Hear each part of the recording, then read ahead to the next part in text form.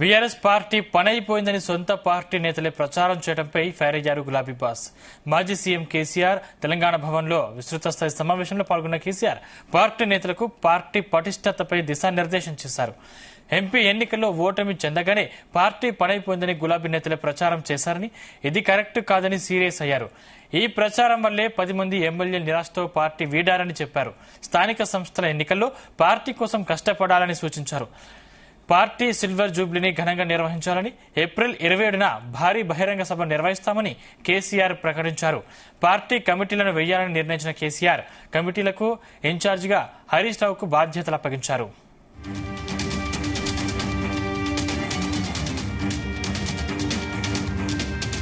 ఈ అంశానికి సంబంధించిన మరింత పూర్తి సమాచారం మా బ్యూరో చీఫ్ నరేందర్ అందిస్తారు. నరేందర్. రైట్ సందీప్, దాదాపు గంటన్నర సేపటి నుంచి పార్టీకి సంబంధించినటువంటి కార్యక్రమం కీలక సమావేశం కేసీఆర్ అధ్యక్షతన జరుగుతోంది. 3 గంటలకు ప్రారంభమైనటువంటి సమావేశం 5 కావస్తున్న నేపథ్యంలో ఈ 2 గంటల పాటు పార్టీ నేతలకు, ఎమ్మెల్యేలు, ఎంపీలు, ఎమ్మెల్సీలు, మాజీ ఎంపీలకు, అదేవిధంగా డీసీబీ చైర్మన్ కావచ్చు, పార్టీలో ఉన్నటువంటి వివిధ హోదాల్లో ఉన్నటువంటి దాదాపు 450 మందికి పైగా కీలక నేతలు రాష్ట్ర వ్యాప్తంగా వచ్చారు. అంటే వాళ్ళందరితో సమావేశమయ్యారు. దీంట్లో చాలా అంశాలు కూడా ప్రస్తావనకు వచ్చాయి. దీంట్లో బహిరంగ సభ అంశంతో పాటు అదేవిధంగా ఈ మధ్య కాలంలో పార్టీ నుంచి వెళ్లిపోయినటువంటి ఎమ్మెల్యేలు ఎందుకు వెళ్లిపోయారనే ప్రస్తావన కూడా తీసుకొచ్చినట్టుగా తెలుస్తోంది. ఎందుకంటే ఏప్రిల్ 27న భారీ బహిరంగ సభ నిర్వహించాలన్నటువంటి ఆలోచన కేసీఆర్ ఒక ప్రకటన చేసినట్టుగా తెలుస్తోంది. ఈ సందర్భంగా పార్టీ సిల్వర్ జూబ్లీ వేడుకలు ఘనంగా నిర్వహించేందుకు పార్టీ సమాయత్తం కావాలి, అందుకు అనుగుణంగా కమిటీలను కూడా ఏర్పాటు చేసుకోవాల్సిన అవసరం ఉంది అని కూడా చెప్పారు. అంతేకాకుండా దీనికి మాజీ మంత్రి, పార్టీలో కీలక నేతగా ఉన్న హరీష్ రావుకు బాధ్యతలు కమిటీ ఇన్ఛార్జిగా నిర్వహించాలని చెప్పినట్టుగా కూడా తెలుస్తోంది.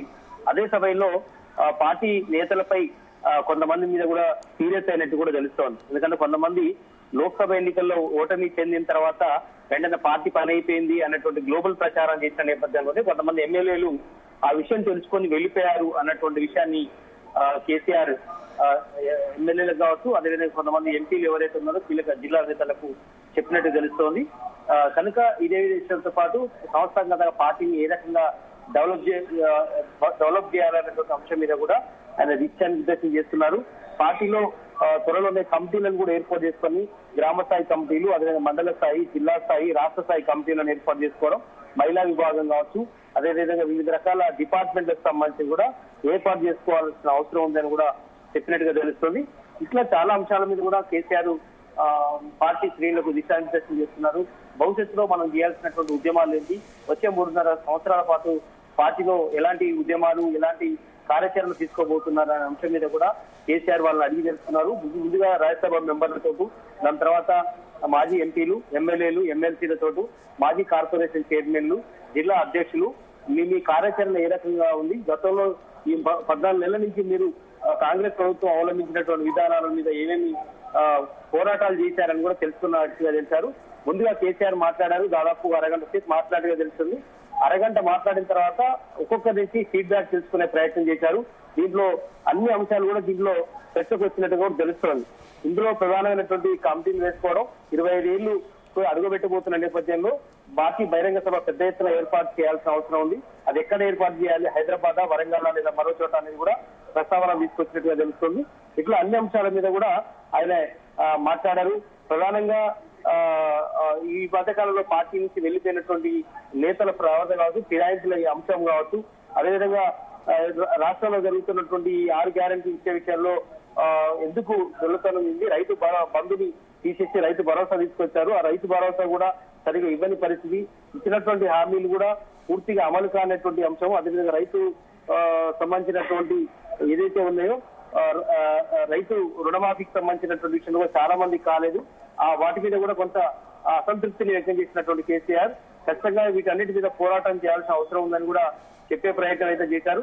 మున్ముందు ఖచ్చితంగా పార్టీలో బాగా కష్టపడే వారికి ఖచ్చితంగా కూడా పదవులు ఉంటాయనేటువంటి ఆత్మస్థైర్యాన్ని చెప్పే ప్రయత్నం చేశారు. టీడీపీ ఎన్టీఆర్ నాటి పరిస్థితులు కూడా కేసీఆర్ ఈ సందర్భంగా గుర్తు చేసినట్టు కూడా తెలుస్తోంది. యువనేతలను ఉద్దేశించి స్పెషల్ గా కేసీఆర్ ఈ మధ్యకాలంలో ఉడుకు రక్తం ఉన్నటువంటి యువత చాలా మంది పార్టీలో ఎవరు కూడా పార్టీ నుంచి వెళ్ళిపోలేదు, వాళ్ళందరూ ఉన్నారు, వాళ్ళకు మంచి భవిష్యత్తు ఉంటుందన్న విషయాన్ని కూడా కేసీఆర్ ఈ సందర్భంగా చెప్పారు. ఇదే కష్టపడితే మున్ముందు గడిచిన 8-9 నెలలుగా బాగా కష్టపడుతున్నారు, మున్ముందు ఇట్లానే కష్టపడితే మళ్ళీ అధికారంలోకి రావడం పెద్ద కష్టమేం కాదు అనే విషయాన్ని కూడా వాళ్ళకు ధైర్యం నిలిపోసే ప్రయత్నం చేశారు. త్వరలోనే ఉప ఎన్నికలు కూడా రాబోతున్నాయి. మంది పార్టీ నుంచి వెళ్ళిపోయారో వాళ్ళ స్థానాల్లో ఖచ్చితంగా కూడా కోర్టు నుంచి వచ్చినటువంటి ఏదైతే ఉందో దాని తర్వాత ఖచ్చితంగా కూడా వాళ్ళ మీద యాంటిసిపేషన్ లా వర్తించి జరుగుతుంది కాబట్టి ఖచ్చితంగా ఉప ఎన్నికలు రాబోతున్నాయి. అలా మనం ఖచ్చితంగా గెలవబోతున్నాం, అందరూ కూడా సమాయత్తం కావాల్సిన అవసరం ఉందని కూడా ఈ సందర్భంగా చెప్పారు. ఈ సీఎం ఇంతలా ప్రజల్లో వ్యతిరేకత తొందరగా వస్తుందనుకోలేదని కూడా రేవంత్ రెడ్డి ఉద్దేశించి మాట్లాడారు. రేవంత్ రెడ్డి ఎంతో ఎక్స్పెక్ట్ చేశారు, ఎందుకంటే నేను బయటకు రాకపోవడం కారణం కూడా అదే. ప్రధానంగా కొంత వాళ్ళకు టైం ఇవ్వాలనుకున్నాను, అందుకనే టైం ఇచ్చాను, ఇవ్వాల్సిన టైం ఇచ్చారు, ఇంకా ఆగేదే లేదన్నట్టుగా కేసీఆర్ పార్టీ నేతలకు చెప్పినట్టు సంవత్సరం. అదేవిధంగా ప్రతి సంవత్సరం ఆదాయం పెంచుకుంటూ పోవాల్సిన అవసరం ఉంది. ఈ ప్రభుత్వ హయాంలో రాష్ట్రం ఆదాయం పడిపోయింది అనే ప్రయత్నం కూడా చేశారు. ఎందుకంటే రాష్ట్ర ప్రభుత్వం ఇన్కమ్ సోర్స్ మీద దృష్టి పెట్టట్లేదు, ఇంకా అప్పుల్లోకి వెళ్ళిపోయింది అనే విషయాన్ని రేవంత్ రెడ్డి ప్రభుత్వ పాలన తీరు, ఎందుకంటే రియల్ ఎస్టేట్ డబ్బాలైన విషయాన్ని కూడా ఆయన సందర్భంలో గుర్తు చేశారు. ఇంకా చాలా అంశాలు కూడా సందర్భంగా మాట్లాడే ప్రయత్నం చేశారు. పార్టీ సభ్యత్వాన్ని కూడా చేయాల్సిన అవసరం ఉంది. ఈ ఏడాది పొడవునా పార్టీ సిల్వర్ జూబ్లీ వేడుకలు మొత్తం కూడా నిర్వహించాలనేటువంటి ఆలోచన చేస్తున్నారు. అందుకే ఏప్రిల్ 27న పార్టీ భారీ బహిరంగ సభ అదే రోజు పార్టీ లాంచింగ్ అయింది కాబట్టి 24 ఏళ్లు పూర్తి చేసుకుని 25వ సంవత్సరం అడ్డబెట్టుకుంటున్నటువంటి నేపథ్యంలో పార్టీని పెద్ద ఎత్తున లక్షలాది మందితో ఏర్పాటు చేయాల్సిన అవసరం ఉందని కూడా చెప్పారు. ప్రతి జిల్లా కేంద్రంలో సభ్యత్వ నమోదు కూడా చేయాలి, రాష్ట్ర కార్యాలయం కూడా ఏర్పాటు చేయాలి. ఏప్రిల్ 10 నుంచి టీఆర్ఎస్ పార్టీ సభ్యత్వ నమోదు కార్యక్రమాన్ని మొదలు పెడదామని కూడా కేసీఆర్ పార్టీ నేతలకు దిశానిర్దేశం చేస్తుంది. 100% మళ్ళీ అధికారంలోకి వస్తాం, ప్రజల కోసం పార్టీ నేతలు పనిచేయాల్సిన అవసరం ఉంది, నిద్ర వీడాలి అనేటువంటి విషయం కూడా ఆయన చెప్పారు. ఎందుకంటే చాలా మంది జిల్లాల్లో హెడ్ క్వార్టర్లో ఉంటున్నారు, గ్రామాల్లోకి మండలాల్లోకి వెళ్ళాలి. రాష్ట్ర స్థాయి నేతలు అయితే రాష్ట్ర స్థాయిలోనే ఉంటున్నారు, హైదరాబాద్ లో ఉంటున్నారు. జిల్లాలకు వెళ్లి ఉద్యమ తెగ మరొకసారి చేయించాల్సిన అవసరం ఉందని కూడా చెప్పినట్టుగా తెలుస్తుంది. ఈ మధ్యకాలంలో పార్టీలో కొంత నైరాశ్యం ఉంది, ఆ నైరాశ్యం ఉన్న వల్లనే కొంతమంది ఎమ్మెల్యేలు పార్టీ వీరి వెళ్ళిపోయారని కూడా మరోసారి గుర్తు చేసినటువంటి సందర్భంగానే అయితే ఉంది.